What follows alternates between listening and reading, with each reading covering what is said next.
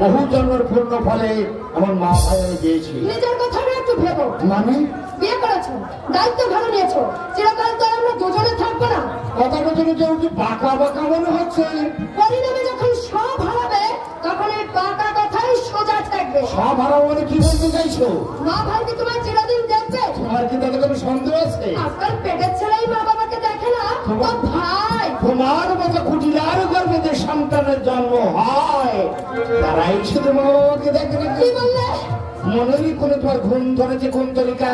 এখনো সময় আছে সংশোধন হও, নইলে পরিণাম কিন্তু অত্যন্ত অন্ধকার। তোমার ভালোর জন্যই বলছিলাম। অনেকগুলো টাকা মাইনে পাই বলে তোমার চোখটা ধা দিয়ে গেছে, কিন্তু তুমি ভুলে যাচ্ছ কেন কোন তরিকা?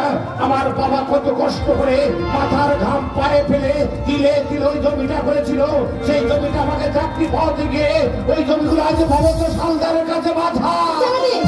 জানো, শুধু এইটুকু জানো না, আমার বাবা কত পরিশ্রম করে কত পরামর্শ দিয়ে দিলে দিলে ওই জমিটা করেছিল।